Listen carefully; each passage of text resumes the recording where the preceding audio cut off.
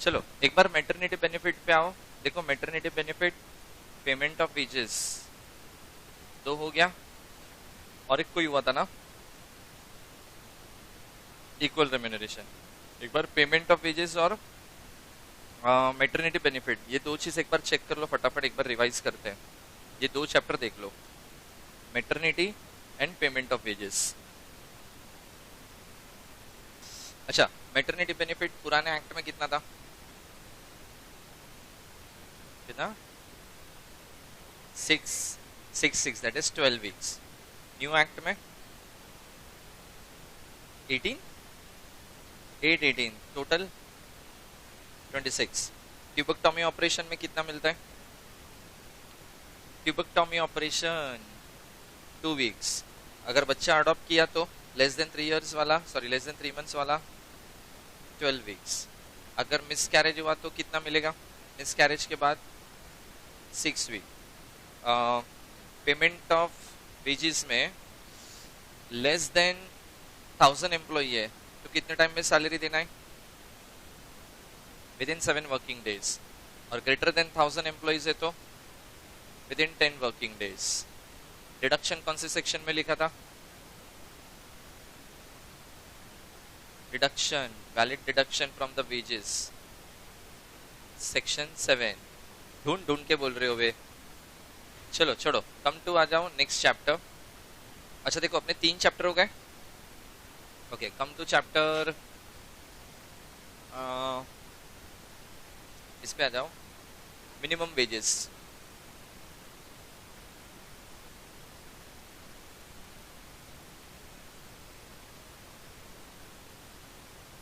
चलो come to minimum wages, page 227।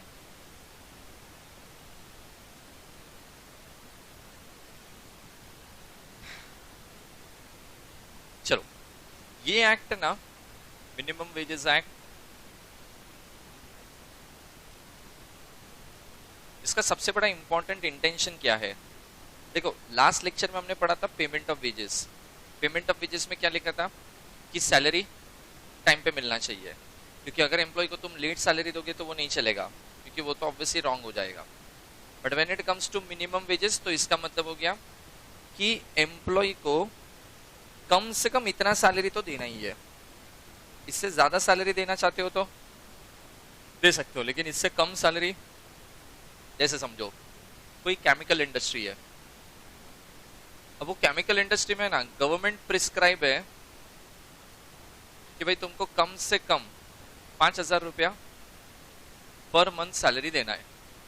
ये government का प्रिस्क्राइब रेट है कि कम से कम इतना वेजेस तो तुमको पे करना पड़ेगा। तो ये जो हो गया ना, इसको मैं बोलूंगा कि ये क्या बना, ये बना minimum wages that employer is liable to pay. So if I am an employer, if I am paying less than 5,000, then it is wrong and it is a violation of this act. अगर मैंने 4,500 तुमको दिया तो ये wrong है।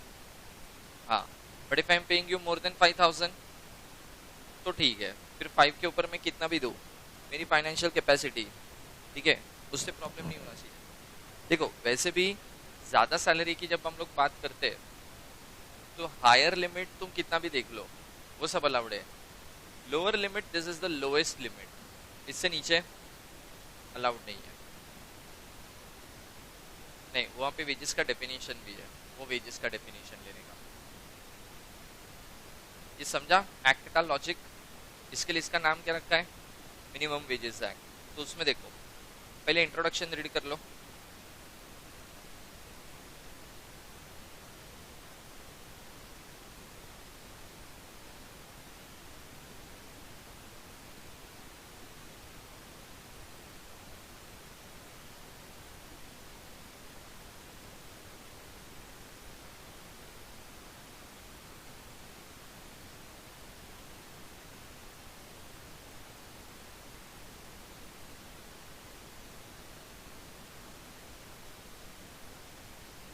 Certain employment का मतलब होता है गवर्नमेंट विल प्रिस्क्राइब कि ये कौन से एम्प्लॉयमेंट को ये एक्ट एप्लीकेबल है, सबको नहीं आएगा ये।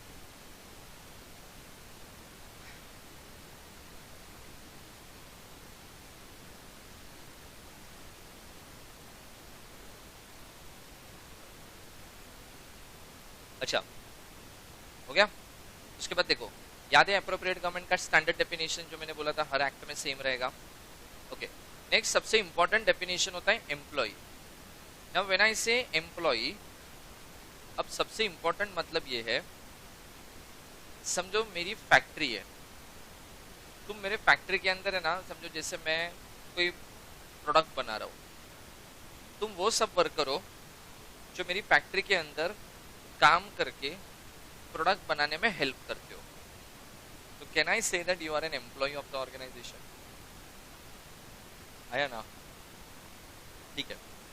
तुम में से कुछ लोग है ना, फैक्ट्री में ना कैंटीन चलता है मेरा, उसमें खाना बनाते हो, तो तुम मेरे लिए वर्कर हो, मतलब एम्प्लॉय हो।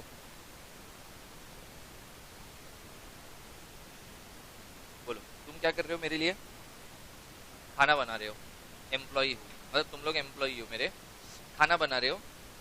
You are not giving me the output which I actually like raw material बना के प्रोसेस करके फिनिश गुड्स नहीं दे रहे हो तुम लोग मुझे खाना बना के दे रहे हो। आउटसोर्सिंग भी नहीं है, कैंटीन में खुद चलाता हूँ मेरे ऑर्गेनाइजेशन में, तो तुमको मैं एम्प्लॉय गिनूं क्या? Because from you I am not getting the output which I am going to sell in the market.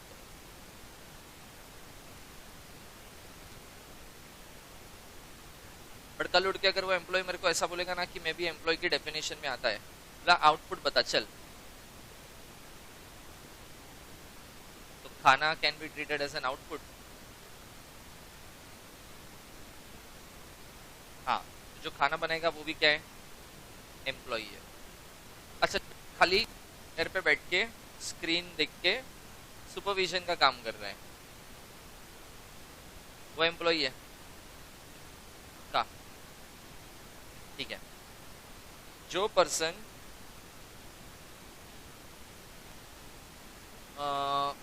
2 घंटा आता है, झाड़ू पोछा मारता है, टॉयलेट वॉयलेट क्लीन करता है और चला जाता है, वो मेरे लिए एम्प्लॉय है, कॉन्ट्रैक्ट नहीं है। बट फुल टाइम मतलब भी कैसा, हर रोज तो बेचारा 8 घंटा तो झाड़ू नहीं मारेगा ना, वो एम्प्लॉय है, बिकॉज हेल्पर हो गया। लेकिन उसका नेचर ऑफ वर्क ऐसा है कि वो हेल्प ही करेगा ना, और क्या करेगा इसमें।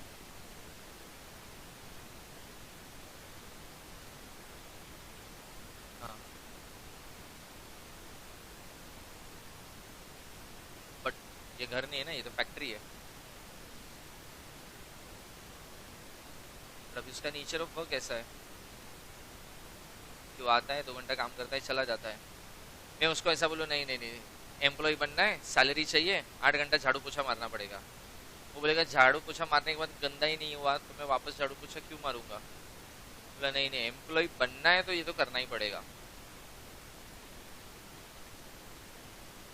ओके, सो देखो, चाहे कोई पर्सन एक्चुअल मैन्युफैक्चरिंग एक्टिविटी में काम करे, चाहे वो कैंटीन में काम करे, खाना बनाए, चाहे कोई खाली पैकिंग करे, चाहे कोई खाली सुपरविजन का काम करे, चाहे कोई खाली क्लीनिंग वाला काम करे, चाहे कोई फैक्ट्री प्रीमाइसिस के बाहर खड़े रह के वॉचमैन का भी ड्यूटी करे, ये सब मेरे लिए कौन है? So nature of work is not important, they are contributing something to the organization. जो एक्चुअल बना रहा है गुड्स, वो तो एम्प्लॉय है। खाना बना रहा है, सपोर्टिंग सर्विस है। वॉचमैन सपोर्टिंग सर्विस है, क्लीनिंग स्टाफ सपोर्टिंग सर्विस है। ये सबको मैं क्या बोलूंगा? एम्प्लॉय। समझा? एक बार वो डेफिनेशन पढ़ लो।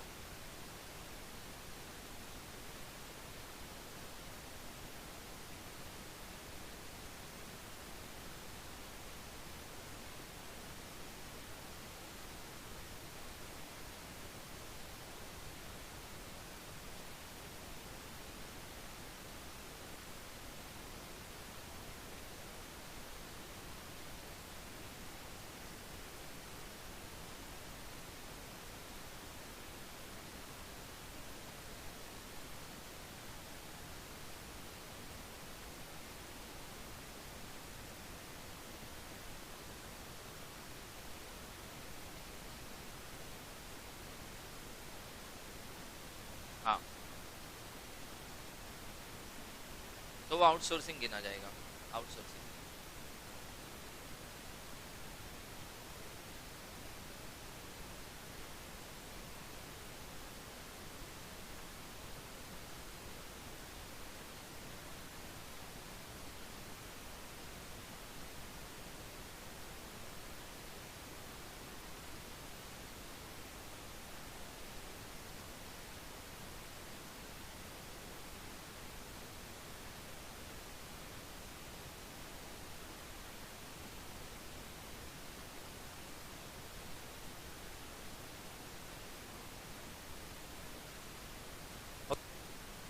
चलो उसके बाद आ जाओ एम्प्लॉयर, बाजू में लिख दो same as payment of wages act.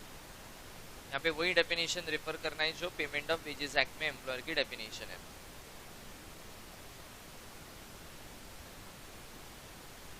चलो नेक्स्ट आ जाओ, नेक्स्ट इज दिस। देखो हर एक्ट में वेजेस पड़ा है, यहाँ पे भी वेजेस देखो क्या क्या इंक्लूड है। All the remuneration express in terms of money, but क्या एक्सक्लूड किया जाता है? HRA, travelling, bonus, PF contribution, retrenchment and commission, ये सब चीजें डेफिनेशन से बाहर है। ठीक है, अभी देखो fixation of the minimum rates of wages, इसको मार्क करो इंपॉर्टेंट।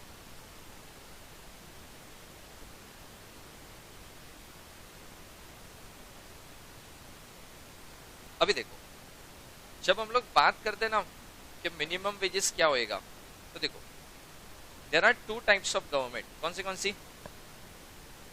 सेंट्रल एंड स्टेट, बराबर। अब देखो central government mines, ports, railway, oil field, ये सब के लिए फिक्स करेगा, फिक्स बाय सीजी। मतलब जितनी भी फील्ड है वो सब के लिए मिनिमम वेजेस कौन फिक्स करेगा? सेंट्रल गवर्नमेंट करेगा। लेकिन जब स्टेट की मैं बात करता हूं तो जो बचे वो सब के लिए कौन फिक्स करेगा? Fix by SG. लेकिन अभी एक प्रॉब्लम, स्टेट गवर्नमेंट तो बहुत सारी है, महाराष्ट्र, गुजरात, यूपी, एमपी, बराबर। तो minimum wages differ from state to state, हो सकता है। हाँ, differ from industry to industry, like automobile industry का अलग है, केमिकल इंडस्ट्री का अलग है। Differ from district to district also, मतलब एक ही स्टेट में दो अलग अलग डिस्ट्रिक्ट में अलग अलग मिनिमम वेजेस भी होएगा। डिफर फ्रॉम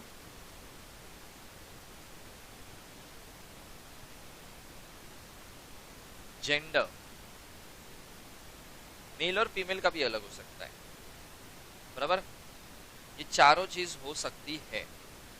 तो minimum wages state to state अलग होएगा, डिस्ट्रिक्ट टू डिस्ट्रिक्ट अलग होएगा, इंडस्ट्री टू इंडस्ट्री भी अलग हो सकता है, और जेंडर टू जेंडर भी अलग हो सकता है। मतलब तुम कोई इंडस्ट्री ऐसा देखोगे जहाँ पे मेल का ज्यादा है, फीमेल का कम है, हो सकता है। कहीं पे ऐसा देख रहे हो कि एक इंडस्ट्री में बहुत ज्यादा है, एक इंडस्ट्री में बहुत कम है, हो सकता है। एक स्टेट में बहुत ज्यादा है, दूसरे स्टेट में बहुत ज्यादा है या बहुत कम है, हो सकता है। You can't compare your minimum wages with other state, other district, other industry. वो कंपैरिजन करना ही नहीं होता है, क्योंकि वो कंपैरिजन का कोई लॉजिक ही नहीं बनता है, बराबर। अब देखो इक्वल रेम्यूनरेशन में उतना लिखा है कि अगर क्राइटेरिया, एक्सपीरियंस और क्वालिफिकेशन सेम है तो। बट जब बात आता है फिजिकल स्ट्रेंथ का, जहाँ पे क्वालिफिकेशन मैटर नहीं करता है, एक्सपीरियंस मैटर नहीं करता है, पत्थर तोड़ने का काम, माइनिंग वाला काम, तो वहाँ पे ऑब्वियसली मेल को ही ज्यादा मिलेगा, फीमेल को कम ही मिलेगा। But when it comes to skill, qualification and all everything, तो फिर मिनिमम वेजेस आएगा, सॉरी इक्वल रेम्यूनरेशन आएगा। समझा? ये याद रखना, ठीक है। This is known as fixation of minimum wages. चलो उसके बाद देखो next, okay, manner of the fixation of the minimum wages. देखो उसमें देखो सबसे पहला minimum time rate, minimum piece rate, guaranteed time rate, overtime rate. अब ये सब क्या होता है, देखो कुछ इंडस्ट्री है ना ऐसी चलती है, लाइक वहां पे पर आवर बेसिस पे पैसा दिया जाता है कि वर्कर 1 घंटे का 200 रुपया लेगा, तो उसको क्या बोलते हैं, मिनिमम टाइम रेट। इसका मतलब समझो कोई इंडस्ट्री है जहाँ पे मंथ वाइज रेम्यूनरेशन डिसाइड नहीं होता है, आर्ली बेस पे रेम्यूनरेशन डिसाइड होता है, कितना घंटा काम करेगा उतना पैसा मिलेगा। तो वहाँ पे गवर्नमेंट ऐसा भी बोल सकती है कि ठीक है इस इंडस्ट्री में per hour minimum wage rate is 150 rupees, तो कम से कम उतना पैसा तो देना ही पड़ेगा। तो ये मंथली रेम्यूनरेशन डिसाइड नहीं हुआ, ये रेम्यूनरेशन कैसा डिसाइडेड है, पर आवर रेट, जिसको बोलते हैं मिनिमम टाइम रेट। ठीक है, कभी कुछ इंडस्ट्री में मिनिमम पीस रेट भी होता है, मतलब जितना यूनिट बनाओगे तो 1 यूनिट का 100 रुपया। तो समझो कोई यूनिट बेस्ड इंडस्ट्री चलती है, तो वहां पे गवर्नमेंट ऐसा भी रूल बना सकता है, ठीक है 1 यूनिट बनाने का कम से कम 100 रुपया तो इनको मिलना चाहिए, बराबर। इसको बोलते हैं minimum piece rate. Time rate hourly basis हो गया, पीस रेट यूनिट बेसिस हो गया। तीसरा गारंटीड टाइम रेट। अब देखो कुछ प्रोडक्ट ऐसे हैं जो मैं 1 घंटे में ना 10-10, 15-15, 20-20 बना लूंगा, तो उधर मेरे को पीस रेट मेरे लिए प्रॉफिटेबल है। लेकिन समझो मैं ऐसे गुड्स बना रहा हूँ जो महीने में 5 ही बनते हैं, क्योंकि उसकी प्रोसेस ही इतनी लंबी है, और मेरे को टाइम रेट पे रखा तो मैं तो कुछ कमा ही नहीं पाएगा कभी जिंदगी में, क्योंकि एंड ऑफ द मंथ पूछेंगे कितना बनाया, वाला 5 यूनिट, ठीक है 1 यूनिट का 100 रुपया है, लेके जाओ 500 रुपया। लेकिन 500 रुपये के लिए मैंने पूरा महीना दिया है, वो भी तो गिनना चाहिए ना। तो ये लोग क्या करते हैं, guaranteed time rate. Guaranteed time rate का मतलब कि वो इंडस्ट्री है जहाँ पे कम से कम इतना घंटा काम करना है, तुम कितना आउटपुट दे रहे हो वो मटेरियल नहीं है, बिकॉज तुम्हारा जो आउटपुट होगा वो कम भी हो सकता है, तो वो नहीं गिनेगा, बिकॉज तुम्हारे आउटपुट की प्रोसेस लंबी हो जाती है, तो फिर वो पीस रेट पे नहीं जानेगा। और लास्ट होता है ओवर टाइम रेट। तुमको 8 घंटा काम करना है, तुमने उसके ऊपर और 2 घंटा एक्स्ट्रा काम किया, मतलब तुमने क्या किया, ओवर टाइम किया, तो ओवर टाइम का भी पैसा मिलता है। तो कम से कम ओवर टाइम का कितना पैसा मिलेगा वो भी गवर्नमेंट बताएगा।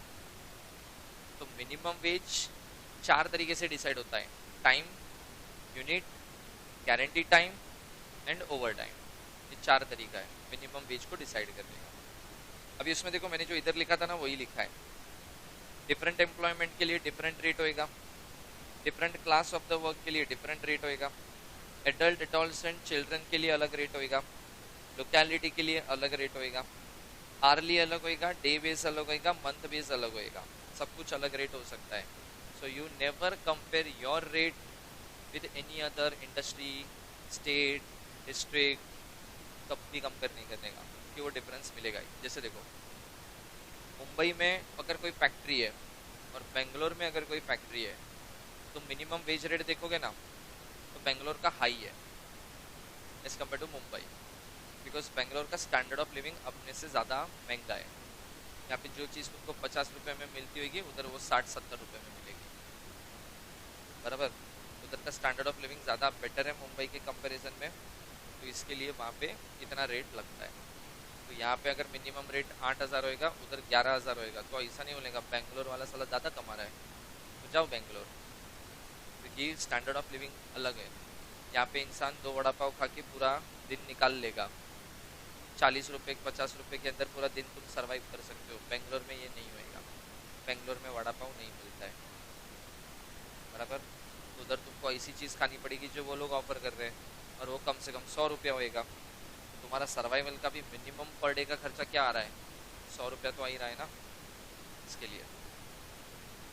चलो उसके बाद आ जाओ, next is minimum rate of wages. उसमें देखो क्या लिखा है, a basic rate of wages and a special allowance at a rate to be adjusted at such interval and in such manner appropriate government may direct to accord as nearly as practicable with the variation in the cost of living index number applicable to such worker।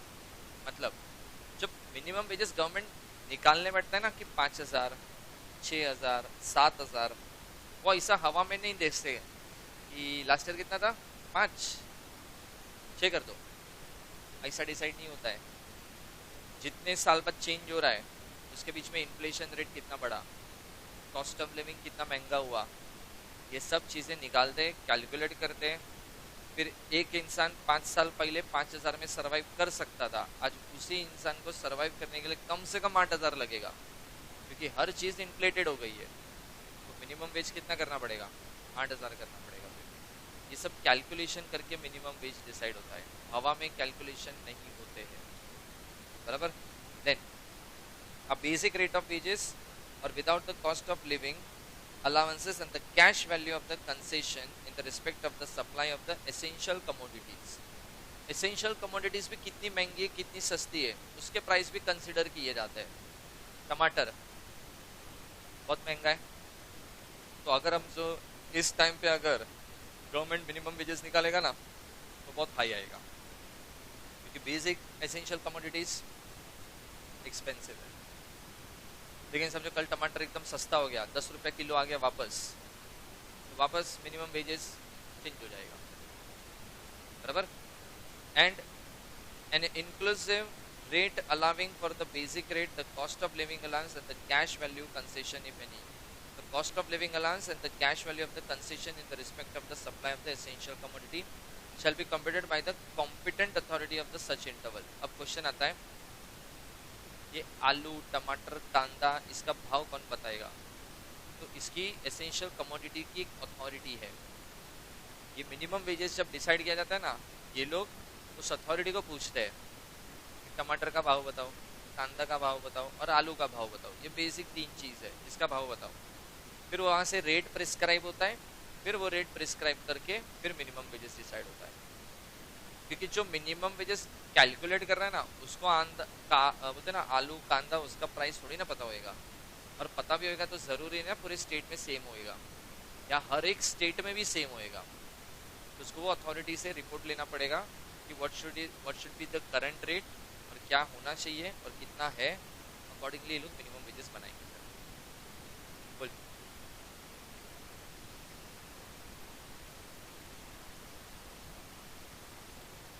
तो फिर कुछ नहीं कर सकते, government best possible way से practically जितना possible है उतना मिनिमम वेजेस कर सकता है। क्योंकि देखो कैसा होता है, मिनिमम वेजेस मतलब क्या हो गया, employer is liable to pay that much amount. तो एम्प्लॉय को इतना मिनिमम वेजेस नहीं लिख देगा कि एम्प्लॉयर के लिए बर्डन हो गया। तुम मेरे सब वर्कर्स हो, मिनिमम वेजेस 8,000 है, लेकिन समझो तुम्हारे हिसाब से महंगाई और है, 10,000 तो होना चाहिए था। तुमने बोला 10 तो 10 नहीं दे देंगे। मेरा भी तो सोचो, मैं एम्प्लॉयर है, मेरे को ऑर्गेनाइजेशन को रन करना है। पता चला तुमको बेनिफिट के चक्कर में मैं रास्ते पे आ गया, फिर पता चला कल मेरे को जॉब ढूंढना पड़ेगा, फिर मैं भी मिनिमम वेजेस मांगेगा। तो एम्प्लॉयर को बर्डन नहीं होना चाहिए ना, विन विन सिचुएशन रखने का। अगर लॉस है कि मतलब मिनिमम वेजेस कम है तो हो सके उतना बढ़ा के देंगे, थोड़ा लॉस एम्प्लॉयर बेयर करेगा, थोड़ा लॉस एम्प्लॉय को भी बेयर करना पड़ेगा, बैलेंस। अदरवाइज तो तुम्हारे लिए मिनिमम वेजेस तो 20-25 हज़ार हो जाएगा, बराबर। वीकेंड पे बाहर तो जाना ही पड़ता है, बेसिक नेसेसिटी। पिज्ज़ा तुम हफ्ते में एक बार खाना ही पड़ता है, बेसिक नेसेसिटी। तुम्हारा बेसिक नेसेसिटी तो नेटफ्लिक्स भी है भाई, उसका सब्सक्रिप्शन भी गिनो, फिर तो वो नहीं होता है ना फिर, बराबर कि नहीं। चलो उसके बाद देखो नेक्स्ट इज, हाँ जनरली 5 इयर्स में एक बार करते हैं, ईयरली नहीं करते। चलो उसके बाद देखो next is method of revision. अभी मिनिमम वेजेस डिसाइड कैसे किया जाता है, तो उसमें देखो 2 तरीका है। पहले को बोलते हैं फर्स्ट मेथड, सेकेंड मेथड, दूसरा नाम है कमिटी मेथड और एक है नोटिफिकेशन मेथड। अभी देखो फर्स्ट मेथड है ना ज़्यादा इफेक्टिव है as compare to second method. Committee method मतलब क्या होता है, समझो लास्ट 2019 में मिनिमम वेजेस निकाला था, अभी 2024 में निकलेगा समझो।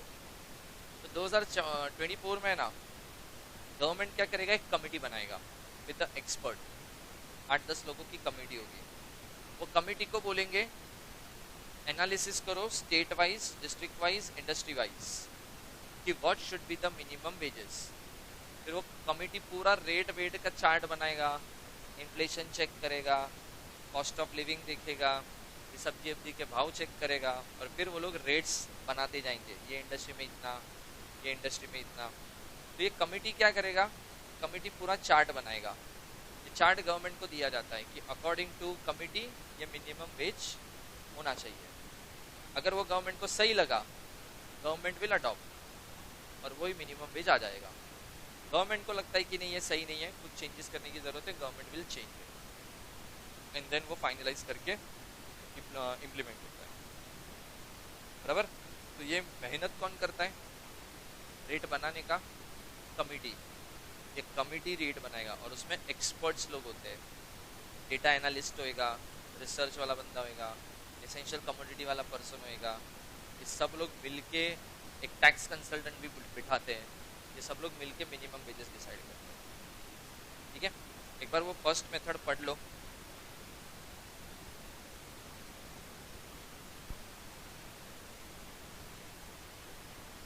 अच्छा, और एक चीज सुन लो पहले, कमेटी जो भी बनेगी ना, समझो कमेटी में 10 लोग हैं, तो कुछ लोग एम्प्लॉयर के रिप्रेजेंटेटिव होंगे, कुछ लोग एम्प्लॉय के रिप्रेजेंटेटिव होंगे, कुछ लोग इंडिपेंडेंट भी होंगे। तुम एम्प्लॉय हो, मैं एम्प्लॉयर है, मेरा पॉइंट ऑफ व्यू इंपॉर्टेंट है कि इतना मिनिमम वेजेस मत डाल देना, मैं गवर्नमेंट को बोलेगा इतना मत डालना, मैं रास्ते पे आ जाएगा। तो एम्प्लॉयर को रिप्रेजेंट करने वाले आएंगे। तुमको भी तो चाहिए ना, कम से कम इतना तो देना, तुमको भी रिप्रेजेंट करने वाले आएंगे। लेकिन फिर कुछ लोग न्यूट्रल भी तो चाहिए ना, नहीं तो ये तो झगड़ा ही करेगा। तो एक न्यूट्रल बंदा भी रखेगा जो कौन होएगा, इंडिपेंडेंट होएगा। ये 10 लोग का फॉर्मेशन ऐसा होता है कि 3, 3 और 4 ऐसा करके कमेटी बनेगा और फिर ये लोग रेट फिक्स करेंगे। सो दैट देखो जितने भी कनेक्टेड लोग हैं ना, सब आ गए, देने वाला भी आ गया, लेने वाला भी आ गया और एक न्यूट्रल बंदा भी आ गया, फिर मिनिमम वेजेस डिसाइड होता है। समझा? अब वो एक बार पढ़ लो फर्स्ट मेथड।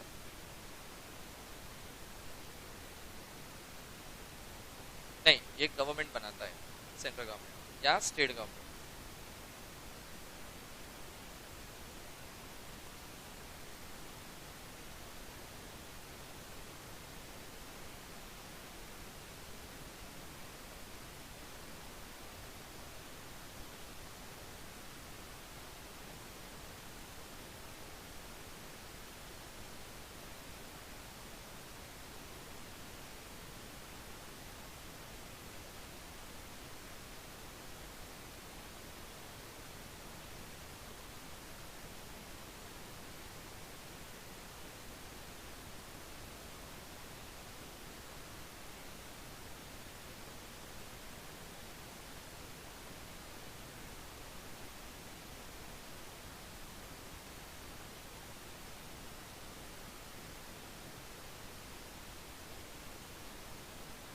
हो गया?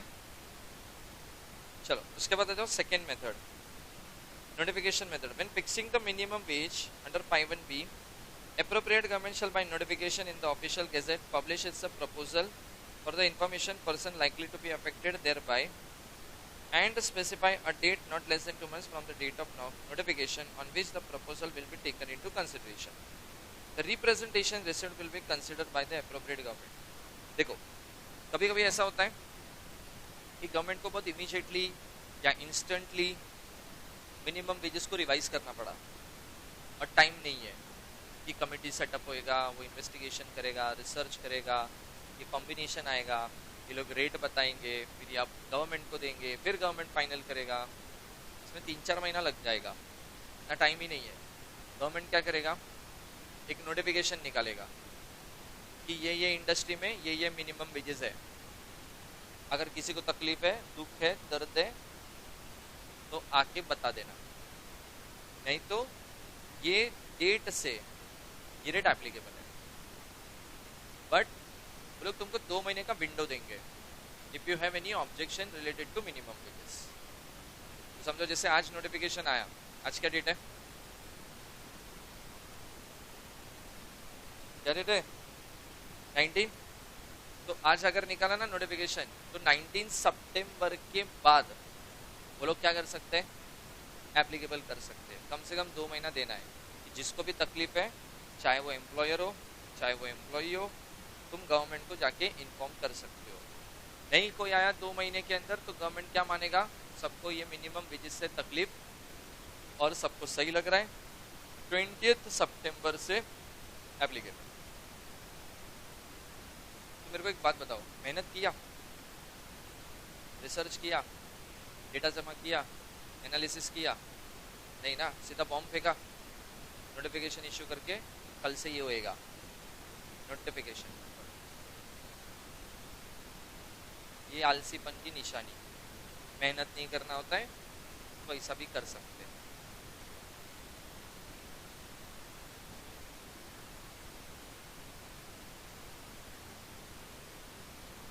दो में से कोई एक ही हो सकता है, कोई भी हो सकता है।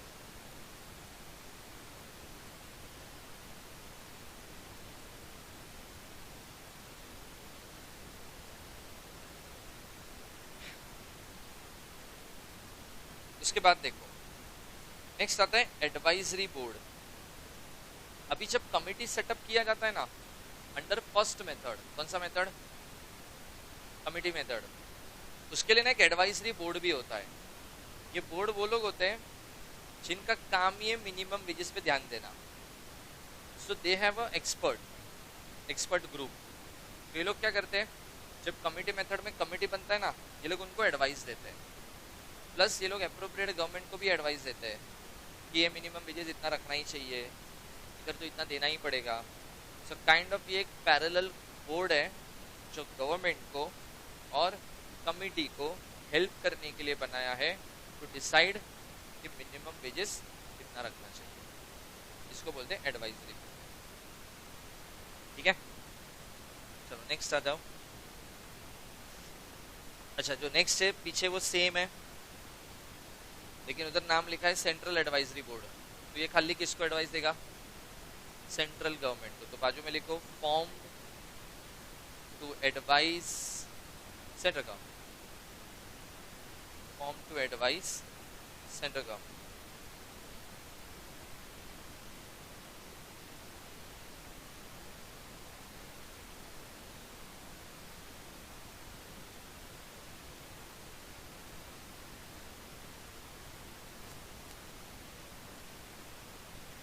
चलो उसके बाद आ जाओ, next is payment of minimum wages. अच्छा, उसमें देखो, जो भी मिनिमम वेजेस गवर्नमेंट प्रिस्क्राइब होएगा, it is a duty of every employer to pay that minimum wages. They can't give any excuse कि according to me minimum wages बहुत high है, इतना नहीं होता है, ये इंडस्ट्री में तो इतना सस्टेनेबिलिटी नहीं है कि इतना पैसा हम लोग कमाते हैं, तो तुमने क्या सोच के मिनिमम वेजेस डिसाइड किया, ये सब एक्सक्यूज नहीं चलेगा। गवर्नमेंट प्रिस्क्राइब मिनिमम वेजेस, तुमको इतना वेजेस तो देना ही पड़ेगा। तो बाजू में चाहिए तो लिख के रखो, ऑब्लिगेशन ऑफ एम्प्लॉयर टू पे मिनिमम वेजेस। तो उसके ऊपर एक्शन होगा, आगे पेनल्टी आएगा फिर उसका।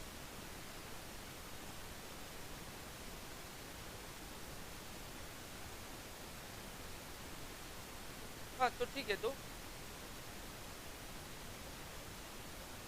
छोड़ दो, मैं निकाल दूंगा, बराबर ना। अगर मैं गवर्नमेंट रेट के हिसाब से चल रहा हूँ तो क्या प्रॉब्लम है फिर? तुम्हारी उम्मीद मेरे से ज्यादा है ना, 8,000 चाहिए, 10,000 चाहिए, तो तुमको इतना चाहिए तो जाओ दूसरी इंडस्ट्री में चलो। चलो नेक्स्ट देखो, obligation of the payment. Payment of less than minimum rate of wages notified by the appropriate government is an offence. ये कांड है, ठीक है। Section 12 clearly lays down that employer shall pay to every employee engaged in the scheduled employment under him such wage at a rate of not less than minimum rate fixed by the appropriate government under Section 5. हाँ, deduction except as may be authorized within such time and subject to the condition. याद है वो था कि payment of wages में section 7 का deduction, अगर वो डिडक्शन करके दे रहा है तो सही है, बट अदरवाइज इतना मिनिमम वेजेस जितना बोला गया है बाय गवर्नमेंट उतना तो पे करना ही पड़ेगा। नेक्स्ट देखो, fixing hours for the working days. इसमें देखो क्या लिखा है, fix the number of work which shall be constitute a normal working day inclusive of one और मोर स्पेसिफाइड इंटरवल। अब देखो, गवर्नमेंट ने ऐसा बोला कि एक महीने का सैलरी कम से कम 5,000 होना चाहिए। तो एक महीने का सैलरी 5,000, तो एक महीना मतलब क्या मैं 30 दिन काम करवाऊं? आया ना? तो मतलब क्या हुआ फिर, हफ्ते में एक दिन छुट्टी भी देना पड़ेगा। ठीक है, चलो एक दिन छुट्टी मैं संडे को देता हूँ, फिर बाकी बचे 6 दिन, फिर मैं उसमें 24 घंटा काम कराऊँ?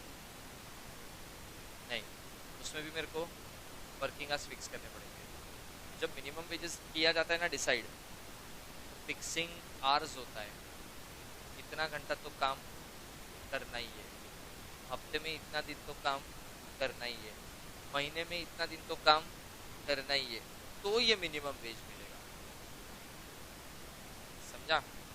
जैसे समझो, वीकली होता है 48 आवर्स तुमको काम करना है, रूल के हिसाब से वीकली कितना होता है 48 आवर्स।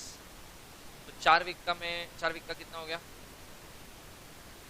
192। तो मैं क्या करता हूँ, मैं एक दिन जाता हूँ, लाइन से 4 दिन काम कर लेता हूँ, सॉरी लाइन से 2 दिन पूरा काम करता हूँ, 24 घंटा हो गया 48 आवर्स। 2 दिन पूरा काम किया 48 आवर्स हो गया, फिर 5 दिन छुट्टी। फिर मेरे को क्या बोला, वीकली किया ना मैंने, वीकली 48, सही है ना? नहीं, ओवर टाइम भी कहाँ किया है, मेरे को एम्प्लॉयर ने क्या बोला, एक हफ्ते में तेरा कितना होना चाहिए 48 आवर। मतलब ठीक है 48 ना, मैं 2 दिन में ही खत्म कर दूंगा 48। हाँ, तो मिनिमम डेज, मिनिमम आवर्स, ठीक है, ये सब होता है फिर, और वो वर्किंग आवर्स में ही करोगे, सब रूल्स है, तब जाके तुम्हारा वो एक महीने का इतना वेजेस होएगा। अदरवाइज मैं तो ये शाना बन के क्या करेगा, मैं 2 दिन काम करेगा 5 दिन छुट्टी लेगा, वीकली 48 हुआ, फिर नेक्स्ट दिन वापस, नेक्स्ट वीक में वापस 2 दिन काम करेगा 5 दिन छुट्टी लेगा, तो गिन के मैं 8 दिन काम कर रहा हूँ और बाकी 22 दिन छुट्टी ले रहा हूँ और सैलरी मिनिमम वेजेस ले रहा हूँ। शाना थोड़ी है मैं। तो अगर वो लोग ने बोला ना मिनिमम 8 घंटा इन अ डे होना चाहिए, मेरे को 8 घंटा इन अ डे करना भी पड़ेगा। अगर उसमें ऐसा लिखा है ना कि weekly, sorry monthly 2 leaves are allowed on a working day, तो संडे को छोड़ के मैं और कितनी छुट्टी ले सकता हूँ 2। तीसरा लिया तो एम्प्लॉयर मेरी सैलरी से उड़ाएगा, फिर वो मिनिमम वेजेस से नीचे भी देगा ना, मैं कुछ नहीं बोल पाएगा क्योंकि छुट्टी मारा ना मैंने, तो वो उड़ा सकता है। समझा? इसको बोलते हैं fixing hours for a working days. चलो नेक्स्ट आ जाओ, पेमेंट ऑफ ओवर टाइम। बाजू में लिख दो खाली की सिंपल चीज, इतना बड़ा पैराग्राफ पढ़ने की जरूरत नहीं है। Overtime rate is normal, एक मिनट ऐसा लिखो, overtime rate is double as compare to normal rate, double as compare to normal rate.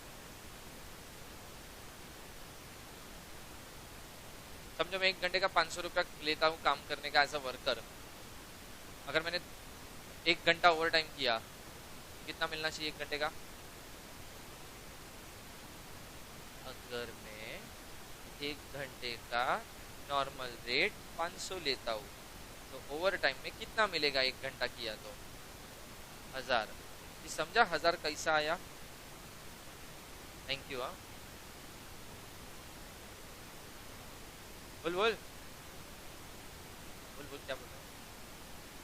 Double समझा? जितना तुम आर्ली रहते हो ना, ओवर टाइम में 1-1 घंटे का डबल मिलता है, जो तुम्हारा नॉर्मल रेट है ना उसका डबल मिलेगा। तो अगर मैं 1000 रुपया ले रहा है तो ओवर टाइम में 2000 मिलेगा पर आवर। ओवर टाइम करने का फायदा है, समझा? ठीक है, नेक्स्ट आ जाओ, रजिस्टर एंड रिकॉर्ड्स। देखो रजिस्टर एंड रिकॉर्ड का मतलब क्या होता है, हर एक एम्प्लॉयर का ड्यूटी बनता है उसको ये रजिस्टर भी मेंटेन करना है, जिसमें उसका नाम, उसका मतलब एम्प्लॉय का नाम, उसका एड्रेस, कौन सा प्रोसेस में वो काम कर रहा है, डेट ऑफ ज्वाइनिंग क्या है, उसका मिनिमम वेजेस कितना है, वो सब रजिस्टर में एंट्री होना चाहिए, उसका इन टाइम, उसका आउट टाइम, ये रजिस्टर में प्रॉपरली मेंटेन होना चाहिए। That is known as the register and records. चलो उसके बाद देखो नेक्स्ट इज द क्लेम्स में देखो, the appropriate government may appoint any of the following as an authority to hear and decide for any specified area any claim arising out of the payment of less than the minimum rate of wages in the respect of the payment of remuneration for the day of rest or the wages at the rate of the overtime. Any commissioner for the workman compensation, any officer of the central government exercising the function, any officer of the state government not below the rank of labor commissioner. इसका मतलब देखो क्या होता है, अगर कोई भी person minimum wages के हिसाब से पे नहीं कर रहा है तो वो एम्प्लॉय क्या करेगा, कंप्लेन करेगा एप्रोप्रिएट गवर्नमेंट को जाके कि मेरे को मिनिमम वेजेस के हिसाब से सैलरी नहीं मिल रहा है। 5,000 बोला, ये लोग मेरे को 3,500 ही दे रहे हैं। 4 में से जो रैंक है ना, तुम इसको जाके कंप्लेन कर सकते हो and they will take action on behalf of you and they will help you out for the recovery of your minimum wages.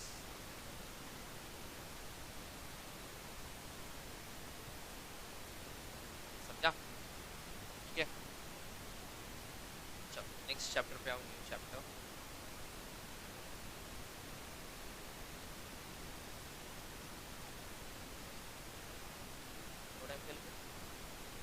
कितना भी घंटा तू ओवरटाइम करेगा ऐसा नहीं, उसका लिमिट फैक्टर इज एक्चुअली लिखा है।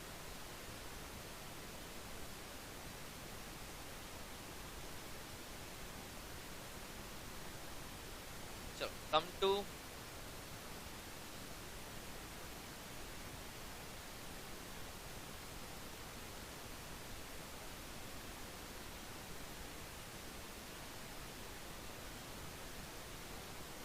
चैप्टर 14 पे आओ, कॉन्स्टिट्यूशन एंड लेबर लॉज।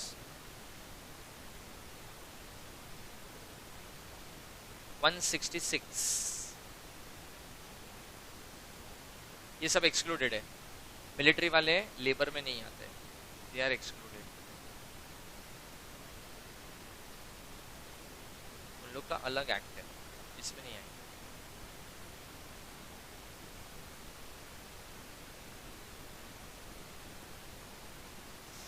अच्छा देखो, कॉन्स्टिट्यूशन ऑफ इंडिया पढ़ा था ना, काफी सारी चीजें इधर सिमिलर है, बट ये जो भी हम लोग पढ़ेंगे that is related to in context of labour. तो जैसे देखो सबसे पहला आता है article 14। Article 14 equality before the law and equal protection of the law. इसका मतलब चाहे कुछ भी हो जाए, कोई भी कैटेगरी का लेबर हो, सबको वेजेस सैलरी से मिलना चाहिए। लेबर के साथ पार्शलिटी करने का नहीं, बिकॉज लेबर एक ऐसा ग्रुप हो जाता है ना जो इतना हाईली क्वालिफाइड नहीं है, फाइनेंशियल बैकअप इतना अच्छा नहीं होता है, नॉलेज इतना नहीं है, तो उनका एक्सप्लॉयटेशन भी बहुत इजीली होएगा। बराबर, ऐसे को तुम एजुकेटेड हो, तुम प्रोफेशनल डिग्री लोगे 2 साल बाद, तुमको एक्सप्लॉइट करना बहुत डिफिकल्ट है, क्योंकि तुमको सारे लॉस पता है ना, तुम सामने वाले को लॉ की धमकी भी दे दोगे। बराबर, लेकिन लेबर को तो पता ही नहीं है। लेबर को तो अगर एम्प्लॉयर डरा के रखेगा ना, अधिक ज्यादा नाटक किया ना, मिनिमम वेजेस निकाल देगा, तो बेचारा कम वेजेस पे भी काम कर लेगा, क्योंकि उसको अपना जॉब नहीं खोना है। ये सब चीजें नहीं होनी चाहिए एज पर आर्टिकल 14। आर्टिकल 16 था equal opportunity for public employment. तो गवर्नमेंट वर्कर्स भी होंगे ना, गवर्नमेंट डिपार्टमेंट में काम करने वाले, इनको भी minimum wages, payment of wages सब एप्लीकेबल होगा, इनको भी टाइम पे सैलरी मिलेगा, इनको भी मिनिमम वेजेस मिलेगा, इनका भी एक्सप्लॉयटेशन नहीं होएगा। That is under article 16। ठीक है, ये दोनों सेम ही है जो कॉन्स्टिट्यूशन में पढ़ा था। अब इसमें एक देखो केस है, ये केस देखो बहुत इंटरेस्टिंग केस है, that is Air India versus Nargesh Mirza. Case देखो क्या है, regulation 46 and 47 of the Indian Airlines regulation was in the question, which provides that an air hostess will retire from the service upon the attaining the age of 35 years or on marriage within the 4 years of the service or on the first pregnancy, whoever found earlier, but the managing director had the discretion that he may extend the age of the retirement of the 1 year beyond the age of retirement up to the age of 45 years at his option if an air hostess found medically fit. देखो airlines industry में क्या होता था, 35 years होता है ना retire, क्योंकि फिर तुम आंटी बन गए तो तुमको रखने का ही नहीं है, क्योंकि उधर कौन चाहिए, आइटम। तुम किसकी डेफिनेशन में गए, आंटी को निकाल देने का। या तो क्या लिखा है देखो, और on marriage with in the 4 years of the service, जिस दिन ज्वाइन किया एयरलाइंस वहां के 4 साल के अंदर तुम्हारी शादी हो गई तो भी निकाल देंगे। शादी होने के बाद है ना फीमेल का स्ट्रक्चर सही नहीं रहता है।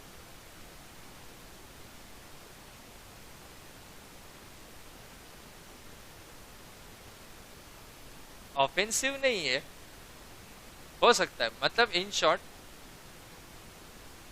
नहीं ऐसा कुछ नहीं है। तुम जैसे देखोगे ना, मैरिड फीमेल को देखना, उसका फिजिक देखना,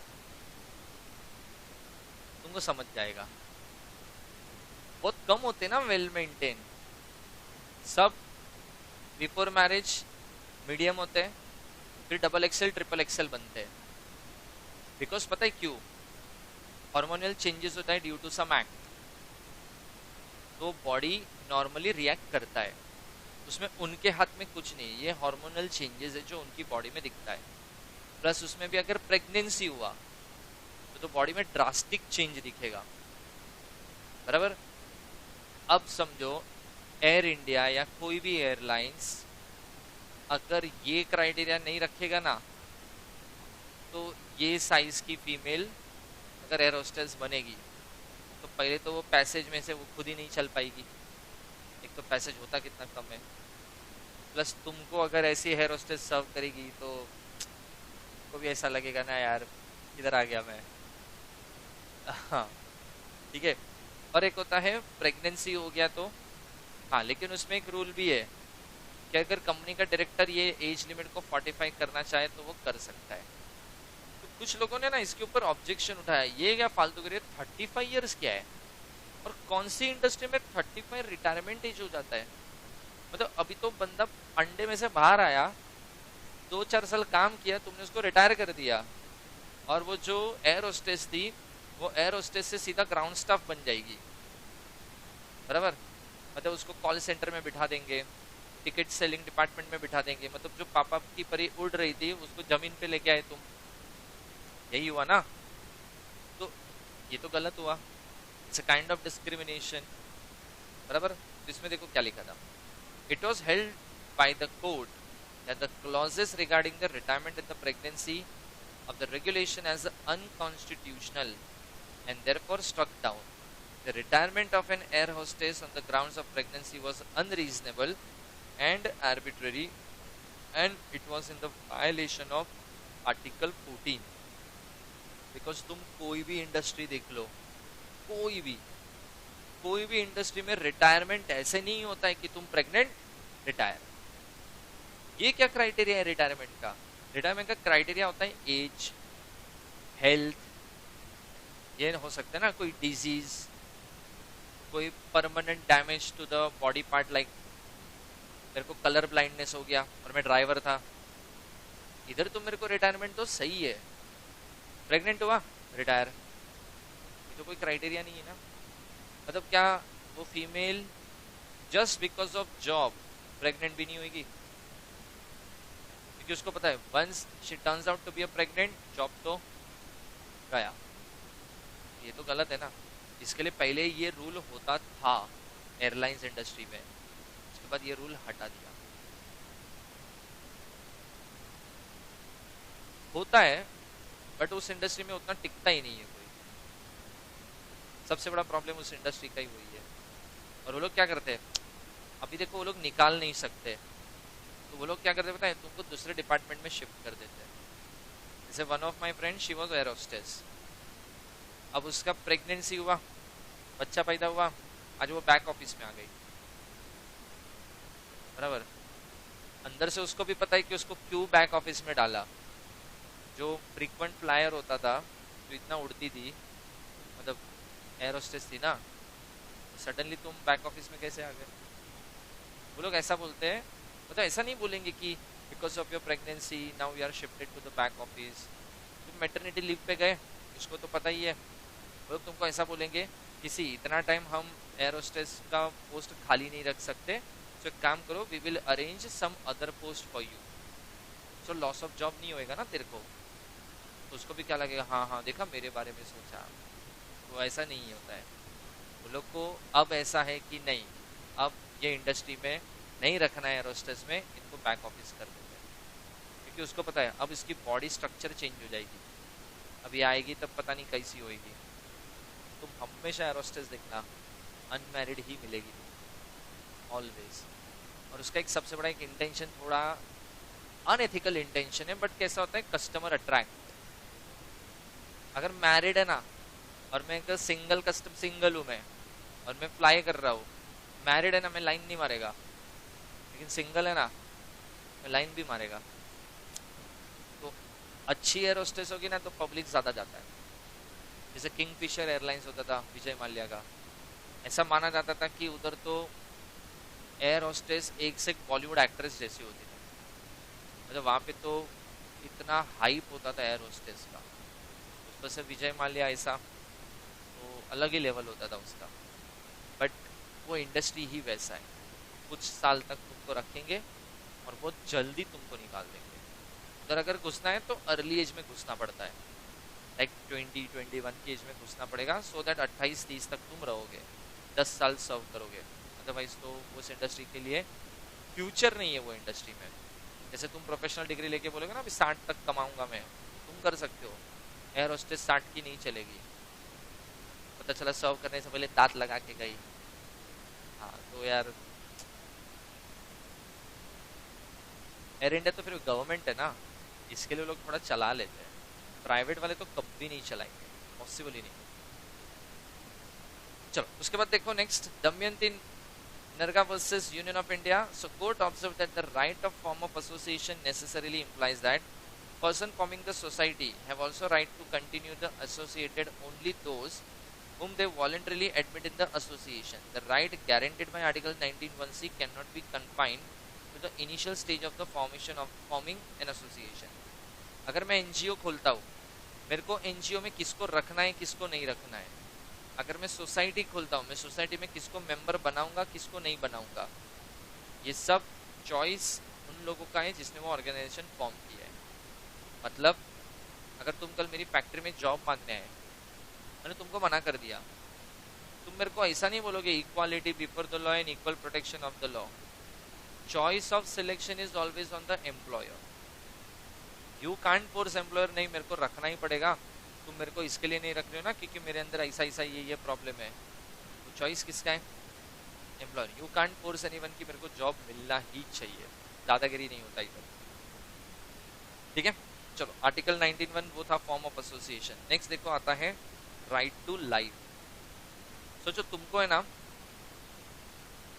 एक फ्रीडम है, that is right to life and liberty.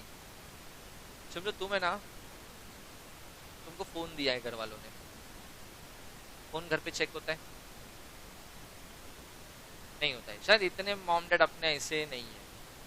सोचो लेकिन अगर तुम्हारे साथ है ना, हर रोज तुम कहाँ जा रहे हो ना, हर रोज उसका अपडेट देने का, हर रोज तुम्हारा दिन में 2-3 बार कभी भी ये लोग फोन चेक करेंगे, व्हाट्सएप चेक करेंगे, कॉल लॉग चेक करेंगे, ठीक है, चैट भी चेक करेंगे, एक एक चैट ओपन करके भी पढ़ेंगे, बराबर।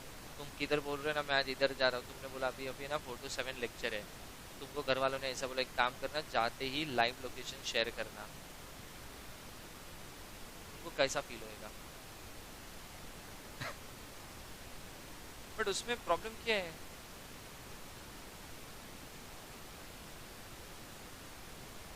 तुम मम्मी पापा को बोलोगे don't interfere in my personal life, बोल तो नहीं पाओगे ना।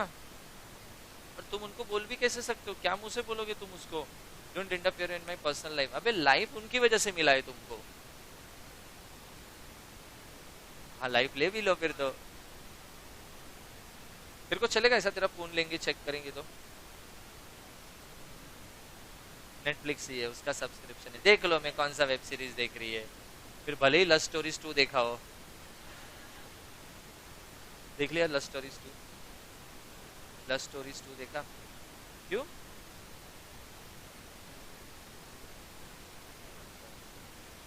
देखो चलेगा, तेरा फोन देखेंगे तो चलेगा। देखो चलेगा। नहीं, ये गलत हो गया ना, ऐसा थोड़ी देख सकते हैं। देखो चलेगा, आया ना। नहीं, देखो चलेगा, तेरे को भी देखो चलेगा।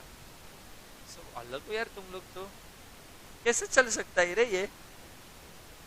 मेरा तो कोई फोन हाथ में लेगा मेरा बीपी ऊपर हो जाएगा, वैसा अलग क्या दिख रहा है फोन के अंदर, इतना इतना तो मैं भी नहीं दिखता हूँ।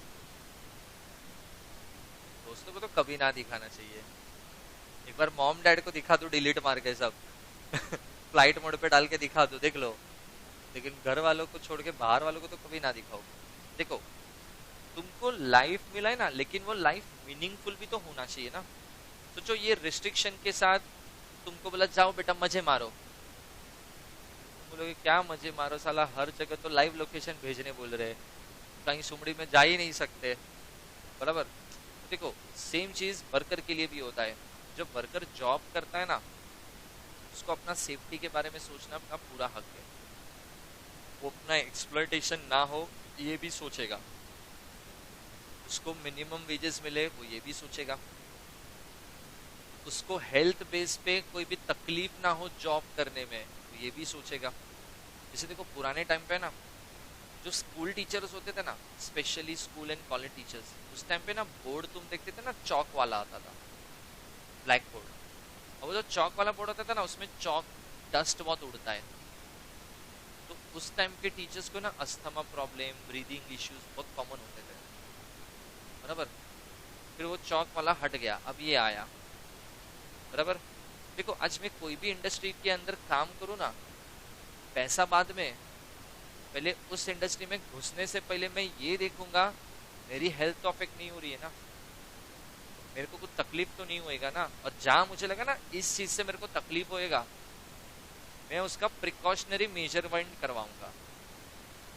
जैसे अगर मैंने बोला ना कि ये डस्ट बहुत उड़ता है, काम करो ये हटाओ, ये मार्कर वाला बोर्ड लेके आओ, so it is the duty of the employer to do this, समझा।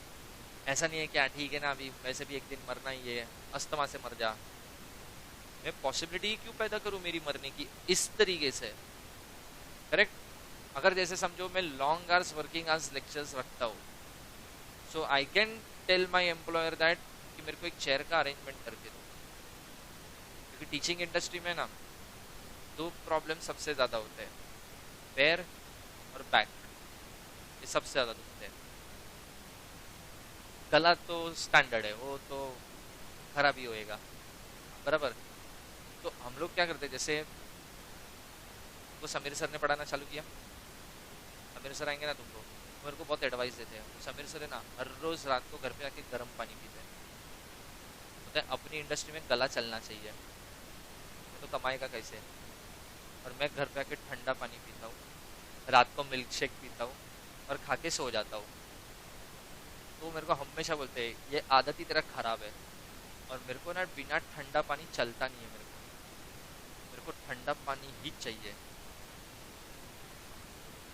माइक से बहुत फर्क पड़ता है, स्ट्रेस नहीं आता इधर, मतलब वो जो होता है ना 3 घंटे के बाद वो गला दुखता है, सूखता है, वो माइक की वजह से नहीं होता है।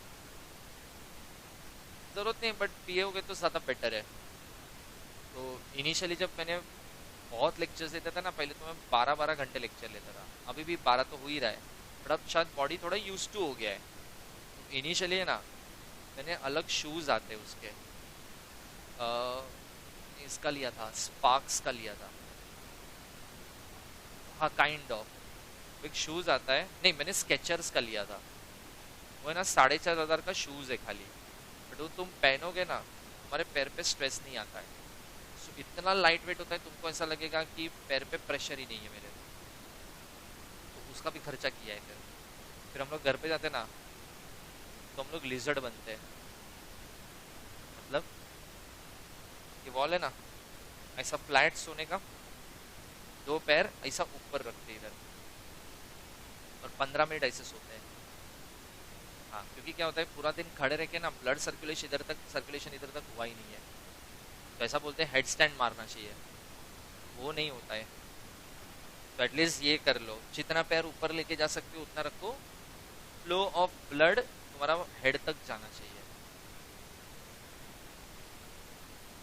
अब उतना टाइम होना चाहिए ना, फिर पूरा दिन भाग ही रहे हम लोग, तो फिर ये सब। हाँ, तो फिर क्या होता है ना कि हर एक इंडस्ट्री में जब लेबर काम करेगा ना, वो अपनी सेफ्टी के बारे में पहले सोचेगा। अगर सोचो मैं इधर लेक्चर ले रहा है, ये लाइट्स है ना ऊपर लटक रहा है एकदम, जो कभी भी गिरेगा, तो मैं इधर खड़े रह के पढ़ाएगा? मैं तो लेक्चर ही कैंसिल करूंगा, ये पहले ठीक कराओ, मैं नहीं लेगा, बराबर। जैसे ये स्टेज है ना, लॉकडाउन के पहले ये टूट गया था, तो एक बार तो शायद भद्रेश सर ने पैर रखा था ना, तो अंदर गए थे वो, और उनका साइज भी वैसा है, तो वो तो अंदर जाएंगे ही। देखो सेफ्टी नहीं है ना। हाँ, ये भी होना चाहिए। अगर तुम लोग ऐसा बोलते हो कि ये पंखा बंद करो, पंखा चालू करो, मैं इधर स्विच लगाने गया और चिपक गया, तो यार पैसा बाद में, पहले ये सब बेसिक है मेरे लिए। ऐसा सब रिस्क होएगा तो मैं पढ़ाएगा ही नहीं ना, फिर तो मैं बोलेगा जाओ घर पे जाओ ऑनलाइन लेक्चर देख लेना, मैं ऐसा नहीं पढ़ाएगा फिर तो अगर मैं ये सोच रहा हूँ मेरे बारे में, कुछ गलत कर रहा हूँ क्या? ऑब्वियसली मैं मेरी सेफ्टी, मेरा लाइफ, मेरा लिबर्टी में पहले देखेगा, पैसा तो बाद में रे, बराबर। ये सब देखना कुछ भी गलत नहीं, that is right to life. ठीक है, उसके बाद आ जाओ। अच्छा, उसमें देखो राइट टू लाइफ में तुमको क्या क्या है। Right to livelihood, right to live with the human dignity. अभी जैसे देखो वो एक एमपी में हुआ, एक पर्सन ने वो यूरिनेट किया, वो लेबर के बेस पे, नहीं पता? पता है ना? हाँ, सोचो बाद में तो कितना बवाल हो गया उस चीज के ऊपर, कि लोअर कास्ट है, लेबर कम्युनिटी है, तो ऐसा सब किया उसके साथ। वो पर्सन ने उसके ऊपर यूरिनेट किया, वो बैठा था उसके ऊपर यूरिन करके आया, गलत ही है। हाँ, तो अगर कोई एम्प्लॉयर, सोचो एम्प्लॉय के साथ ऐसा बिहेव करेगा, तो पैसा दे रहा है इसका ये मतलब नहीं कुछ भी करेगा वो, डिग्निटी के साथ काम करेगा ना भाई। तुम मेरा इज्जत निकालो और फिर मैं काम भी करूँ, तो ये तो एक्सपेक्ट नहीं रखने का। देन आता है राइट टू मेडिकल केयर। यहाँ पे एक फर्स्ट एड बॉक्स भी होना चाहिए, कि कभी कोई स्टूडेंट को कुछ लग गया, प्रोफेसर को कुछ लग गया, तो कुछ तो मेडिकल किट होना चाहिए। ठीक है।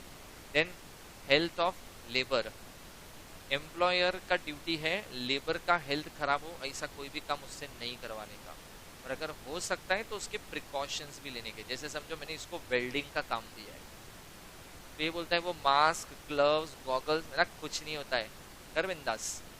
तो एक स्पार्क उड़ेगा ना, मेरा तो आँख खराब हो जाएगा, मतलब कुछ नहीं होता है, आज तक किसी को कुछ नहीं हुआ है इधर, तो तेरे को भी कुछ नहीं होएगा, ये तो काम ही नहीं करेगा। ऐसा लाइफ रिस्क में डाल के क्यों काम करने का, बराबर।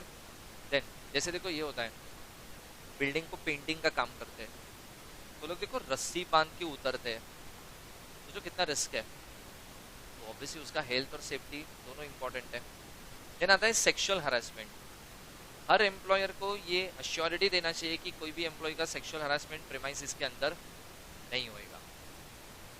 प्रीमाइसिस के अंदर, बाहर तुम जाके कुछ भी गंद मचाओ, हाँ वो पुलिस का है, अपने को अंदर दिखना है। ठीक है। Then right to health and economic rights, ये सब मुझे किसके बारे में सोचना है? लेबर के बारे में सोचना है, और लेबर ये सब चीज़ बेसिक है जो मेरे से मांगेगा, और मैं उसको मना नहीं करेगा। ठीक है। उसके बाद देखो ठीक है यादव,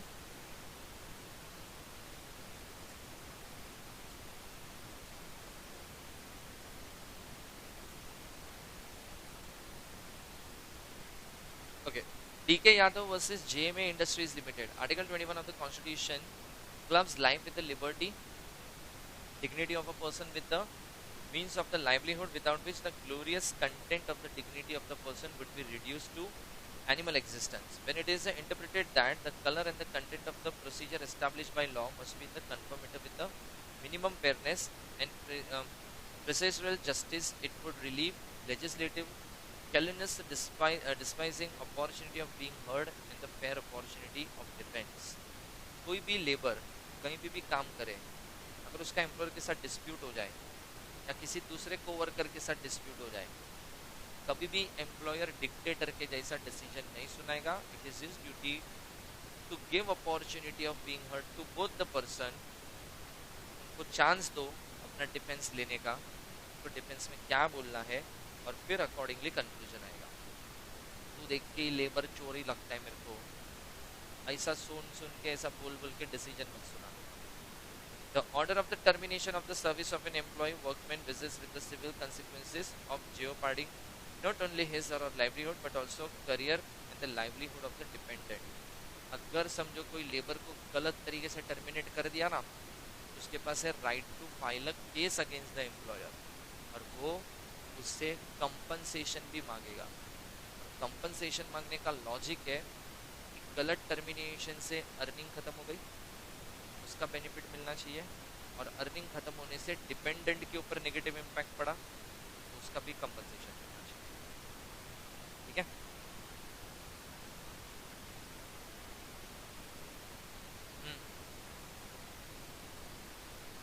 हाँ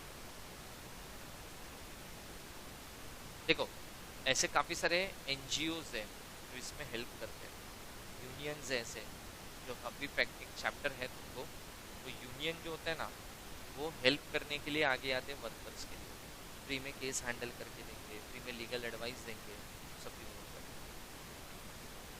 आगे लिखा है, therefore before taking any action putting an end to the tenure of the employee, fair play requires that a reasonable opportunity to put forth his case is given and the domestic inquiry conducted complying with the principle of natural justice। निकाल रहे हो, notice देके proper तरीके से निकालो, कुछ कांड किया है तो निकालो, लीगल एक्शन, अदरवाइज क्या होगा तुम्हारे ऊपर एज एन एम्प्लॉयर क्या हो जाएगा, लीगल एक्शन हो जाएगा, लीगल एक्शन होएगा तो उसको कंपनसेशन देना पड़ेगा। बेटर जब भी टर्मिनेट करते हो प्रॉपर प्रोसीजर फॉलो करके टर्मिनेट, ऐसे ही कल से मत आना, ऐसा तुम नहीं बोल सकते किसी भी बारे में, समझा। चलो नेक्स्ट, राइट अगेंस्ट एक्सप्लॉयटेशन, ये पढ़ो, ये वही है जो पढ़ा था।